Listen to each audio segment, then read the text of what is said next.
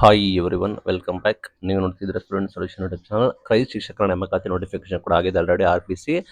ಕ್ರೈಸ್ ಕರ್ನಾಟಕ ವಸತಿ ಶಿಕ್ಷಣ ಸಂಸ್ಥೆಗಳ under Kittur Rani Chennamma, Atal Bihari Vajpayee, Indira Gandhi, doctor BR Ambedkar ವಸತಿ ಶಾಲೆಗಳಲ್ಲಿ ಉಳಿದ ಮೂಲ ವೃಂದಗಳು ಎಲ್ಲದು ನಿಮಗೆ ಗೊತ್ತಿದೆ. ಗ್ರೂಪ್ ಸಿ ಉನ್ನತ ಶಿಕ್ಷಕರ ನೇಮಕಾತಿಗೆ ಅಫಿಷಿಯಲ್ ಆಗಿ ಕ್ರೈಸ್ ಕಡೆಯಿಂದ ನೋಟಿಫಿಕೇಶನ್ ಅನೌನ್ಸ್ಮೆಂಟ್ ಕೂಡ ಆಗಿದೆ. ಕನ್ನಡ ಭಾಷಾ ಶಿಕ್ಷಕರು 103, ಇಂಗ್ಲಿಷ್ 108, ಹಿಂದಿ 55, ಗಣಿತ 103, ವಿಜ್ಞಾನ 106, ಸಮಾಜ ವಿಜ್ಞಾನ 154, ಗಣಕಯಂತ್ರ 57, ದೇಶ ಶಿಕ್ಷಕರು 81, ಒಟ್ಟು 775 + 42 ಇಂದಿನ ಬಾಕಿ ಹುದ್ದೆಗಳು, ಒಟ್ಟು 767 ಹುದ್ದೆಗಳು ಕೂಡ ಇದಾವೆ. ಇದರಲ್ಲಿ ಬರೋಬ್ಬರಿ ಸ್ಯಾಲ್ರಿ 54,000ದಿಂದ ನಿಮಗೆ 99,000 ಕೂಡ ಇರುತ್ತೆ. ಅನೌನ್ಸ್ಮೆಂಟ್ ಕೂಡ ಮಾಡಿದ್ದಾರೆ ಆಲ್ರೆಡಿ ನಿಮ್ಗೆ ಗೊತ್ತಿರೋ ಹಾಗೆ. ಹುದ್ದೆವಾರು ಎಲ್ಲ ಮಾಹಿತಿ ನೀಡಿದ್ದಾರೆ. ಕನ್ನಡ ಭಾಷಾ ಶಿಕ್ಷಕರಿಗೆ ನಿಮ್ಗೆ ಗೊತ್ತಿರೋ ಹಾಗೆ ಆಲ್ರೆಡಿ ನಿಯಮಗಳು ಕೂಡ ಇದ್ದಾವೆ. ಕನ್ನಡ ಪದವಿಯಲ್ಲಿ ಕನ್ನಡ ಐಚ್ಛಿಕ ವಿಷಯದಲ್ಲಿ ಕನ್ನಡ ಪದವಿ ಸ್ನಾತಕೋತ್ತರ ಪದವಿ ಪಡೆದಿರಬೇಕು, ಅಥವಾ ಕಲಾ ವಿಭಾಗದಲ್ಲಿ ಕೂಡ ಕನ್ನಡ ಓದಿರಬೇಕು, ಪ್ಲಸ್ 4 ವರ್ಷದ ಕನ್ನಡ ಪಂಡಿತ ಕೋರ್ಸ್ ಉತ್ತೀರ್ಣರಾಗಬೇಕು, ಪ್ಲಸ್ ಕನ್ನಡದಲ್ಲಿ B.Ed ಆಗಿರಬೇಕು. ಈ ರೀತಿ ನಿಯಮಗಳು ಕೂಡ ಇದಾವೆ. ಭಾಷಾ ಶಿಕ್ಷಕರಿಗೂ ಕೂಡ ಸೇಮ್ ನಿಮಗೆ ಹಿಂದಿ ಶಿಕ್ಷಕರಿಗೂ ಸೇಮ್ ನಿಯಮ ಕೂಡ ಇದಾವೆ. ಗಣಿತ ಶಿಕ್ಷಕರಿಗೆ ನೋಡಬಹುದು. ವಿಜ್ಞಾನ ಪದ್ಧತಿ ಮತ್ತು ಸ್ನಾತಕೋತ್ತರ ಪದವಿ ಕೋರ್ಸ್ ಕೂಡ ಕೊಟ್ಟಿದ್ದಾರೆ. ವಿಜ್ಞಾನ ಶಿಕ್ಷಕರು ಕೂಡ ನಿಮಗೆ ಗೊತ್ತಿರೋ ಹಾಗೆ ರಾಸಾಯನಿಕ ಶಾಸ್ತ್ರ ವಿಷಯದೊಂದಿಗೆ ಐಚ್ಛಿಕ ವಿಷಯ ಅಥವಾ ನಿಮಗೆ ಸ್ನಾತಕ ಪದವಿ ಕೋರ್ಸು, ನಿಮಗೆ ನಿಯಮಗಳನ್ನು ನೀಟಾಗಿ ನೀವು ಓದ್ಕೊಳ್ಳಿ. ಕಲಾ ವಿಭಾಗದವರಿಗೆ, ಸಮಾಜ ವಿಜ್ಞಾನದವರಿಗೆ ಕಲಾ ವಿಭಾಗದಲ್ಲಿ ಆರ್ಟ್ಸ್ ಅಲ್ಲಿ B.Ed ಪಡೆದಿರಬೇಕು, ಸ್ನಾತಕ ಪದವಿ ಮಾಡಿರಬೇಕು ಅಂತೆಲ್ಲ ನಿಯಮ ಕೂಡ ಇದೆ. ಗಣಕಯಂತ್ರ ಶಿಕ್ಷಕರಿಗೆ ನಿಮಗೆ ಗೊತ್ತಿರೋ ಹಾಗೆ BSc ಅಥವಾ ಅದರ ವಿದ್ಯಾರ್ಥಿ ಓದಿರಬೇಕು, ಅಥವಾ BE ಕೂಡ BCA ಕೂಡ ಆಪರ್ಚುನಿಟಿ ಕೊಟ್ಟಿದ್ದಾರೆ. ಅದು ಕೂಡ ಬಿಗ್ ಅಪ್ಡೇಟ್. ದೇಶ ಶಿಕ್ಷಕರಿಗೆ ಕೂಡ ನಿಮಗೆ ಗೊತ್ತಿರೋ B.Ed ಆದವರಿಗೆ ಕೊಟ್ಟಿದ್ದಾರೆ. ಇಲ್ಲಿ ಮೇನ್ ಥಿಂಗ್, ಕ್ರಮಶಃ 1 ವಿಷಯ ಯಾರಿದ್ದಾರೆ ಅವರಿಗೆ TET ಕಡ್ಡಾಯ ಅಂತ ಘೋಷಣೆ ಕೂಡ ಮಾಡಿದ್ದಾರೆ. ಅಂದ್ರೆ ಇಲ್ಲಿ 7-8 ಗಣಕಯಂತ್ರ ಮತ್ತು ದೈಹಿಕ ಶಿಕ್ಷಕರಿಗೆ TET ಕಡ್ಡಾಯ ಇಲ್ಲ. ಇಲ್ಲಿ ಸಮಾಜ ವಿಜ್ಞಾನ ಶಿಕ್ಷಕರು, ಗಣಿತ ಶಿಕ್ಷಕರು, ಹಿಂದಿ ಶಿಕ್ಷಕರು, ಆಂಗ್ಲ ಶಿಕ್ಷಕರು ಮತ್ತೆ ಕನ್ನಡ ಶಿಕ್ಷಕರಿಗೆ TET ಕಡ್ಡಾಯ ಆಗಿರುತ್ತೆ. ನಿಮ್ಮ ನಿಯಮಾನುಸಾರ ನೋಟಿಫಿಕೇಶನ್ ನೀವು ಓದ್ಕೊಳ್ಳಿ, ನಿಮ್ಗೆ ಐಡಿಯಾ ಬರುತ್ತೆ. ನಿಮ್ಮ ಸ್ನಾತಕೋತ್ತರ ಪದವಿ ಆಗಿರ್ಬೇಕಾಗುತ್ತೆ, ಅಥವಾ ನಿಮಗೆ ಆಯಾ ಭಾಷೆಯಲ್ಲಿ ನಿಮಗೆ ಇದಾಗಿದ್ರೆ, ನೀವು ವ್ಯಾಲಿಡ್ ಆಗಿದ್ರೆ ನಿಮಗೆ ಎಲಿಜಿಬಿಲಿಟಿ ಕೂಡ ಇದೆ. ಆಲ್ರೆಡಿ ನಿಮಗೆ ಘೋಷಣೆ ಕೂಡ ಮಾಡಿದ್ದಾರೆ. ನೀಟಾಗಿ ನೀವು ಸ್ಟಡಿ ಮಾಡ್ಕೊಳ್ಳಿ, ಅದು ವೆರಿ ವೆರಿ ಇಂಪಾರ್ಟೆಂಟ್. ನಂತರ ದೈಹಿಕ ಶಿಕ್ಷಕರಿಗೆ B.Ed ಆಗಿದ್ರೆ ನಿಮಗೆ ದೈಹಿಕ ಶಿಕ್ಷಣ ಸ್ನಾತಕ ಪದವಿ ಆಗಿದ್ರೆ ನಿಮಗೆ ಎಲಿಜಿಬಲ್ ಕೂಡ ಇದ್ದೀರಾ, ಅದನ್ನು ಗಮನಿಸಬೇಕಾಗುತ್ತೆ.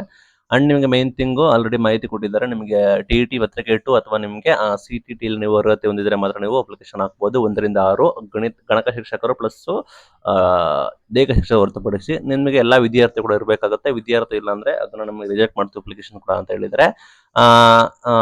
ಎಲ್ಲ ನಿಯಮದ ಪ್ರಕಾರ ಅಪ್ಲಿಕೇಶನ್ ಕೂಡ ಆಗಬೇಕು. ವಯೋಮಿತಿ ನೀವು ಎಲ್ಲರಿಗೂ ಗೊತ್ತಿರೋ ಹಾಗೆ general 45, 2A 2B 3A 3B 48, SC ST category 50 year ಕೂಡ ಇರುತ್ತೆ. ನಿಮಗೆ ನಿಯಮಾನುಸಾರ ಮಾಹಿತಿ ಕೊಟ್ಟಿದ್ದಾರೆ. ಗರಿಷ್ಠ ವಯೋಮಿತಿಗಳು ಯಾವ ರೀತಿ ಕೊಟ್ಟಿದ್ದೀವಿ ಅಂತ, ಮಾಜಿ ಸೈನಿಕರಿಗೆ ಎಷ್ಟು, ಜೀತಾ ಪದ್ಧತಿ ಇರೋರಿಗೆ ಎಷ್ಟು ಎಲ್ಲ. ಮತ್ತೆ ಅಪ್ಲಿಕೇಶನ್ ಬಂದ್ಬಿಟ್ಟು 15/7/2026 ಇದೇ ತಿಂಗಳು 15ರಿಂದ ಶುರು ಆಗುತ್ತೆ. ಮುಂದಿನ ತಿಂಗಳು 13/8/2026 ಎಂಡ್ ಆಗುತ್ತೆ. ಫೀಸ್ ಪೇಮೆಂಟ್ ಮಾಡೋಕ್ಕೆ 14/8, ಅಂದ್ರೆ ಇದೇ ಜುಲೈ 15 ಶುರು ಆದರೆ ಆಗಸ್ಟ್ 13 ಕೊನೆ ದಿನಾಂಕ. ಆನ್ಲೈನ್ ಅಪ್ಲಿಕೇಶನ್ಸ್ಗೆ ಫೀಸ್ ಪೇಮೆಂಟ್ ಮಾಡೋಕ್ಕೆ ಆಗಸ್ಟ್ 18 ಕೊನೆ ದಿನಾಂಕ ಆಗಿರುತ್ತೆ. ನೋಡ್ಕೊಳ್ಳಿ ನೀವು. ವೇತನ ಶ್ರೇಣಿ ಚೆನ್ನಾಗಿದೆ ನಿಮಗೆ. Application fees 2A 2B 3A 3B ಅವರಿಗೆ 750, 500 ಅಪ್ಲಿಕೇಶನ್ ಫೀಸು, 250 ಪ್ರಕ್ರಿಯೆ ಶುಲ್ಕ ಆಗಿರುತ್ತೆ. SC ST ಕ್ಯಾಟಗರಿ 1 ಮಾಜಿ ಸೈನಿಕ ತೃತೀಯ ಲಿಂಗ ಅಭ್ಯರ್ಥಿಗಳಿಗೆ 500 ರೂಪಾಯಿ ಫೀಸ್ ಆಗಿರುತ್ತೆ. 250 ರೂಪಾಯಿ ಅಪ್ಲಿಕೇಶನ್ ಫೀಸ್, 250 ರೂಪಾಯಿ ಪ್ರೊಸೆಸಿಂಗ್ ಫೀಸ್ ಆಗಿರುತ್ತೆ. ವಿಶೇಷ ಚೇತನ ಅಭ್ಯರ್ಥಿಗಳಿಗೆ 250 ಓನ್ಲಿ ಪ್ರೊಸೆಸಿಂಗ್ ಫೀಸ್ ಆಗಿರುತ್ತೆ. ಶುಲ್ಕ ಬಂದ್ಬಿಟ್ಟು ರಿಟರ್ನ್ ಕೂಡ ಆಗೋದಿಲ್ಲ ಅಂತ ಹೇಳಿದ್ದಾರೆ. ಅಪ್ಲಿಕೇಶನ್ ಆನ್ಲೈನ್ ಮುಖಾಂತರ ಹಾಕಿದ್ದಾರೆ. ಆಯ್ಕೆ ಮಾಡಿದ ಹೆಚ್ಚುವರಿ ಹುದ್ದೆಗಳನ್ನ ಆಯ್ಕೆ ಮಾಡಿದ್ರೆ ಒಂದು ಅರ್ಜಿಗೆ 100 ರೂಪಾಯಿ ಎಕ್ಸ್ಟ್ರಾ ಕೂಡ ಆಗುತ್ತೆ. ಶುಲ್ಕವನ್ನು ಪಾವತಿಸಬೇಕು ಅಂತ ಕೂಡ ಹೇಳಿದ್ದಾರೆ. ಪರೀಕ್ಷೆ ವಿವರ ನಿಮಗೆ ಗೊತ್ತಿರೋ ಆಫ್ಲೈನ್ OMR ಶೀಟ್ ಮಾದರಿಯಲ್ಲಿ ಕೂಡ ಇರುತ್ತೆ. ಕನ್ನಡ ಭಾಷೆ ಪರೀಕ್ಷೆ ನೀವು ಕಡ್ಡಾಯವಾಗಿ ಬರಬೇಕಾಗುತ್ತೆ. ಅಂಡ್ ನಿಮಗೆ ಷರತ್ತುಗಳು ಕೂಡ ಕೊಟ್ಟಿದ್ದಾರೆ. ಅಂಡ್ ನಿಮಗೆ ಡೀಟೇಲ್ ಆಗಿ ಇದನ್ನು ನೋಡ್ಕೊಳ್ಳಿ, ನಿಮಗೆ ಐಡಿಯಾ ಬರುತ್ತೆ. ನಿಮಗೆ ಇಲ್ಲಿ ಯಾವ ರೀತಿ ಕ್ಯಾಟಗರಿ ವೈಸ್ ಡೈರೆಕ್ಟ್ ಆಗುತ್ತೆ ಅಂತ. TET ಕಡ್ಡಾಯ ನಿಮಗೆ ಗೊತ್ತಿರೋ ಹಾಗೆ ಇಲ್ಲಿ ಯಾರು ಶಿಕ್ಷಕರು ಇದ್ದಾರೆ, ಕನ್ನಡ ಭಾಷಾ, ಆಂಗ್ಲ ಭಾಷಾ, ಹಿಂದಿ, ಗಣಿತ, ವಿಜ್ಞಾನ ಮತ್ತೆ ಸಮಾಜ ವಿಜ್ಞಾನದವರಿಗೆ TET ಅಥವಾ CTT ಕಡ್ಡಾಯ. ಪೇಪರ್ 2 ನೀವು ಕಡ್ಡಾಯವಾಗಿ ಮಾಡಿರಬೇಕಾಗುತ್ತೆ. ಮತ್ತೆ ನಿಮಗೆ ಆಲ್ರೆಡಿ ನಿಮ್ಮ ವಿಷಯದಲ್ಲಿ ನಿಮಗೆ ಸ್ನಾತಕೋತ್ತರ ಪದವಿ ಪಡೆದಿದ್ರೆ ಪ್ಲಸ್ B.Ed ಆಗಿರೋ ನಿಮಗೆ ಅದಕ್ಕೆ ನಿಮಗೆ ಎಲಿಜಿಬಿಲಿಟಿ ಕೂಡ ಕೊಟ್ಟಿದ್ದಾರೆ. ಅದನ್ನು ನೀವು ನೋಡ್ಕೋಬೇಕಾಗುತ್ತೆ ಯಾವ ರೀತಿ ಇದಾಗಿದೆ ನೀವು ಅಂತ ಹೇಳಿ. ನಂತರ ಆಯಾ ವಿಷಯವಾರು ನಿಮಗೆ ಪ್ರಮಾಣ ಪತ್ರ ಇದ್ರೆ ನಿಯಮಾನುಸಾರ ಕೊಟ್ಟಿದ್ದಾರೆ. ಕನ್ನಡಕ್ಕೆ ನೀವು ನೋಡೋದಾದ್ರೆ ಕನ್ನಡ ಭಾಷೆಗೆ ಮಾನ್ಯತೆ ಪಡೆಯೋದ್ರಿಂದ ಕನ್ನಡ B.Ed ಪಡಿಬೇಕಾಗುತ್ತೆ. ಮತ್ತೆ 4 ವರ್ಷದ ಕನ್ನಡ ಪಂಡಿತ ಕೋರ್ಸ್ ಆಗಿದ್ರೆ ಮತ್ತೆ ಕನ್ನಡ ಭಾಷೆಯಲ್ಲಿ ಓದಿ ಕಲಾ ವಿಭಾಗದಲ್ಲಿ ಸ್ವಂತಕ್ಕೆ ಪದವಿ ಪಡೆದಿರಾಗಿರುತ್ತೆ.